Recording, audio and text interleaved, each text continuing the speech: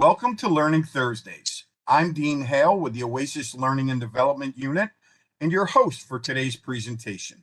Today's presentation is titled A Language Access Overview, and our presenter is Jeanette Rondo, Director of Diversity and Inclusion for the New York State OASAS Language Access. Jeanette will be joining us in just a moment. First, a word about Learning Thursdays. Learning Thursdays are offered to behavioral health professionals as a free learning opportunity with the goal of improving the knowledge and skills of the New York State substance use disorder workforce as we strive to improve the lives of individuals needing prevention, treatment, and recovery services. A goal of Learning Thursdays is to support the professional development of the treatment, prevention, and recovery workforce. We do this by offering regular presentations that are relevant to today's substance use disorder treatment professional. As always, if there are any questions, comments, or suggestions, please feel free to contact us at the Learning Thursdays mailbox. You can use the same mailbox to express an interest in providing a future Learning Thursdays program. And now it's time to start the presentation and welcome Jeanette. Thank you, Dean, for that wonderful opening. Hello, everybody.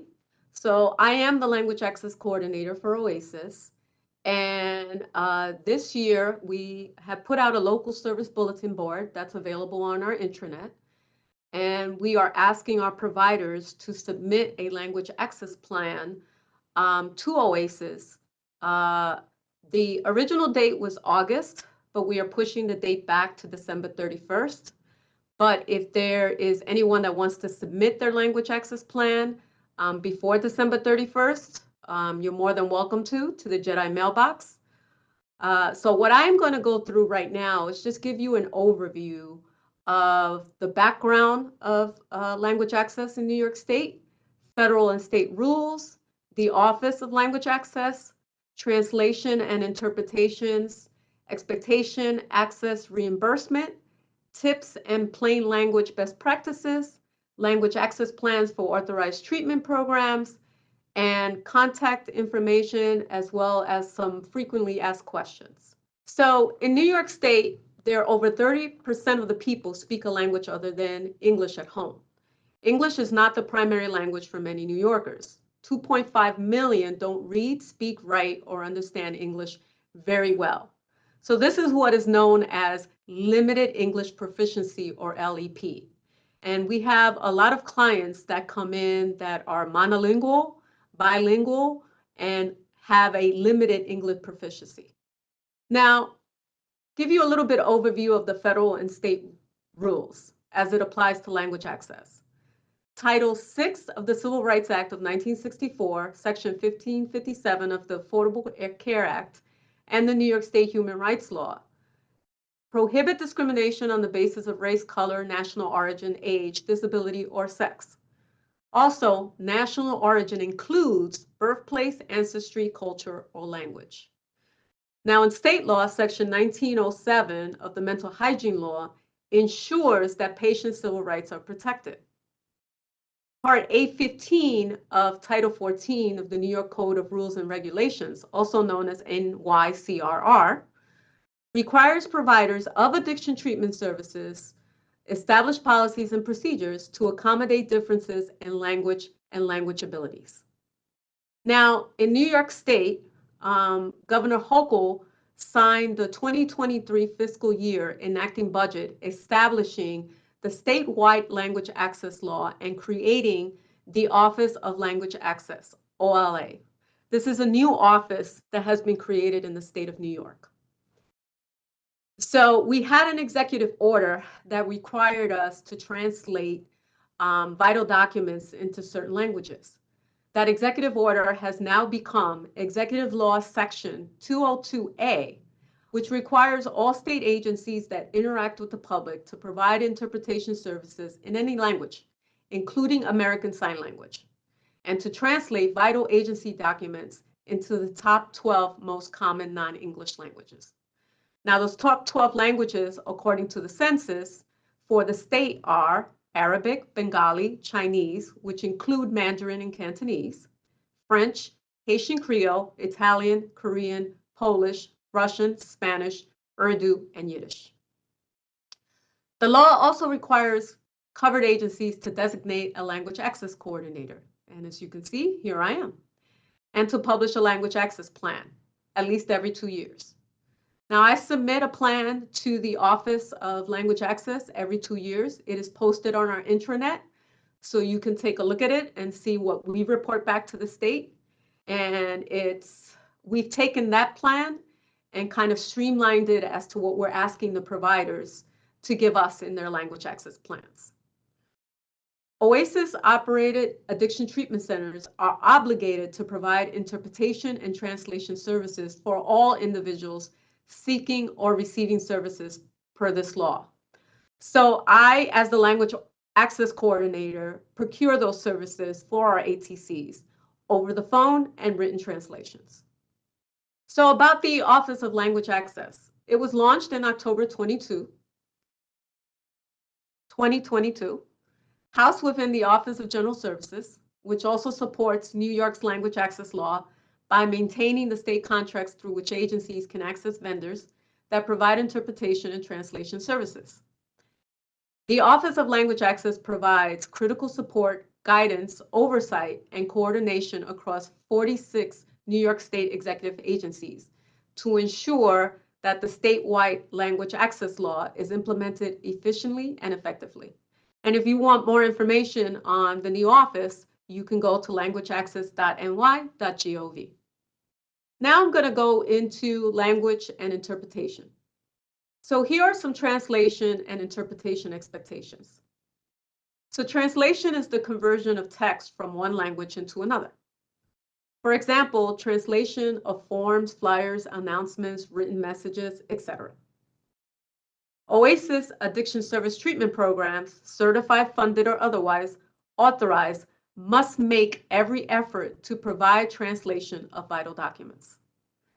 A vital document, by definition, is any paper or digital document that contains critical information for obtaining services, benefits, or is otherwise required to be completed by law.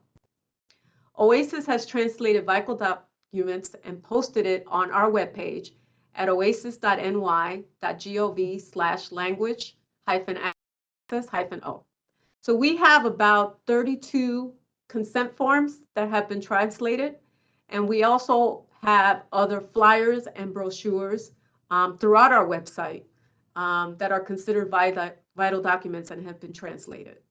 We have a language access webpage that connects you to all that information. Interpretation. Interpretation is the conversion of oral or signed speech from one language into another.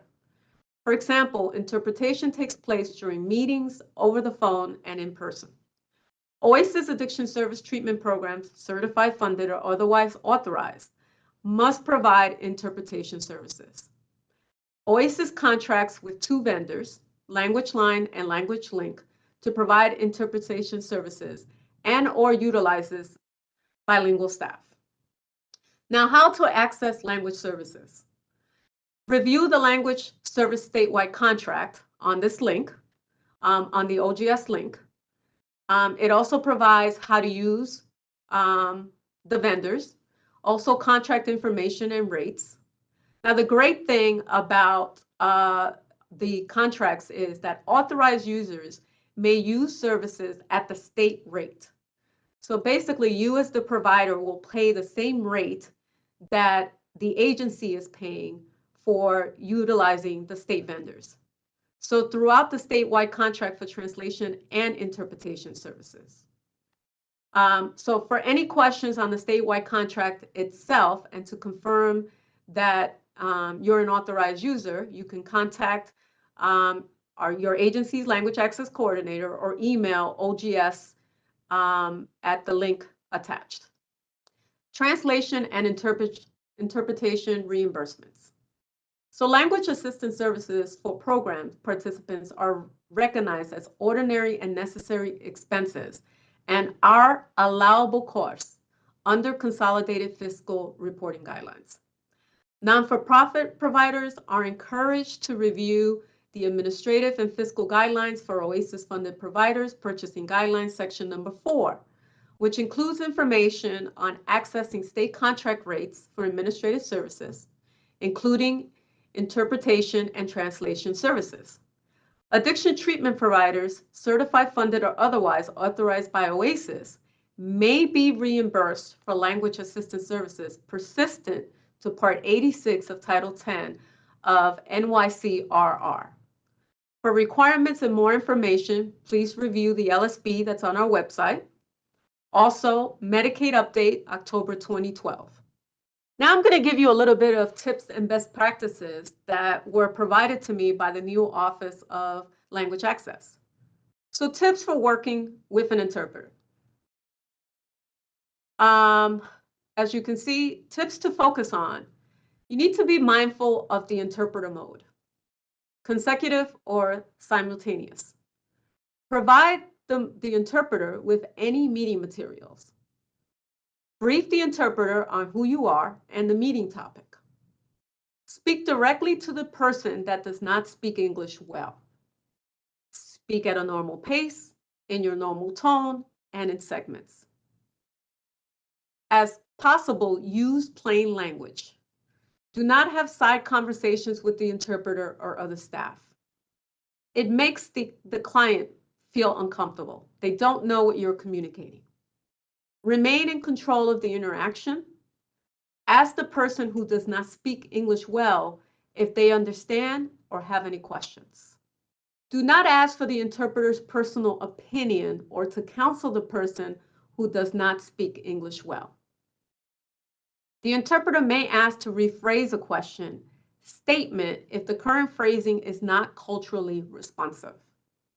When reading from a script, please remember to slow down. Not all conversations will go smoothly. Notify your language access coordinator of any issues or questions. Plain language. Plain language is clear and concise communication that individuals can understand the first time they hear or read it. So I'm going to give you an example so that you can understand what is considered plain language. Example number 1. Applications for HBS can be submitted over the phone via our website or in person at an LSD office. Example 2. You can apply for household benefit services by phone, website, or at an office near you. Plain language applies to spoken and written communications. And you want to make sure that you speak in plain language so that the person understands and feels like they can express themselves to get the services that they need. For additional resources, you can visit plainlanguage.gov and review the plain language checklist. And you could also download it. And you can review the CDC health literacy training. Here's some more plain language tips. Tip 1, speak in simple sentences. Speak using simple common words in clear short sentences. Avoid filler words like and you know. Complex sentences. An investigation is underway to determine the validity of your report, and we will call when the report is completed. Here's one in plain language. We are looking into your report. We will call you when we finish the investigation. Tip 2, provide simple explanations. Explain programs and benefits simply. A complex language would be post-dated, late, and improperly completed applications will be rejected. A plain language explanation would be, we must receive your complete application by the deadline. Here's a couple more tips. Tip 3, list steps in order. If a process is involved, explain the steps in order. Complex language. A complete application will be sent after you take the pre-qualifying quiz. A plain language. Please answer the following intake questions. If you qualify, we will then mail you an application. Tip 4, talk in active voice. Use an active voice. For example, you will, we require, you must. Notice the use of pronouns when speaking. So an example of a complex language is the agency will send its decision once it reviews the application. An example of plain language, we will review your application and then mail you our decision. Tips: avoid acronyms. I know in the state of New York, we love our acronyms, but please avoid acronyms and other abbreviations. Use the full term when talking to individuals. An example of a complex language, I can help you apply for HEAP. An example of plain language, I can help you apply for Home Energy Assistance Program. So now we're going to go into the provider's obligation of providing OASAS with a language access plan. So we're asking our providers to designate a language access officer. So the language officer doesn't have to be a separate position in the agency. It can be incorporated into an existing staff role. Creating a language access plan. So you can use this hyperlink. The hyperlink will take you to a template where we ask you specific questions that we would like you to address. OASAS providers may create one plan for all programs under their umbrella, provided the plan adequately addresses the services in each program. So again, you don't have to create a plan for each program. You create one plan for all your programs as long as, again, you address the services in each program. Identify the number of individuals with limited English proficiency or who experience hearing loss, dedicated resources, and frequency of language access needs. So plans to be completed by December 31st, 2023. I understand the LSB said August, but we are extending it to December 31st. However, again, if your plans are ready, please feel free to submit them to us at the JEDI mailbox. And then ensure program compliance with your language access plan. So whatever you submit to us in your language access plan, please ensure that your program is in compliance.